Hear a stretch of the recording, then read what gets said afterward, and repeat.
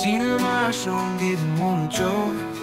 সন্ন্যাসী রাজা ছবির জন্য গীতিকার গৌরীপ্রসন্ন মজুমদার যখন লিখেছিলেন, কাহার বা নয় দাদরা বাজাও, উল্টো পাল্টা মারছো চাটি, রাধাকান্ত তুমি দেখছি আসরটাকে করবে মাটি, তখন সেই গানে মান্নাদের সঙ্গে তবলা বাজাতে চাননি তিনি মানে তবলার জাদুকর রাধাকান্ত নন্দী।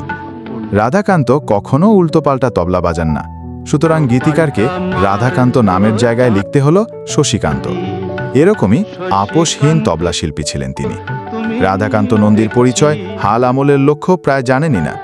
কত হিট বাংলা আধুনিক ও ছায়াছবির গানে তার তবলা বিস্ময়ের চূড়া ছুঁয়েছে। তবলা আমায় বাজায়, তাই তো আমি বাজি, তবলাকো মোর দুঃখ দিয়ে বাজাতে নই রাজি, এই অনুভূতি প্রবাদ প্রতিম তবলা শিল্পী রাধাকান্ত নন্দীর। জন্মেছিলেন 23শে মে বরিশাল জেলার বানরিপাড়া গ্রামে। ঠাকুরদা কালীচরণ নন্দীর উৎসাহে গ্রাম পরিক্রমায় নগর কীর্তনের দলে শিশু রাধাকান্তকেও দেখা যেত শ্রীখোল হাতে। শ্রীখোল বাজাতে বাজাতে একদিন এভাবেই ঝোঁকেল তাবলায়। বাবার শাসন, পড়াশোনার চাপ ও তাকে তবলার বাজানোর ইচ্ছা থেকে বিরত করতে পারেনি। কথিত আছে এই জন্যই তিনি নাকি পাকিস্তানি সৈন্যবাহিনীর সাথে পালিয়ে গেছিলেন।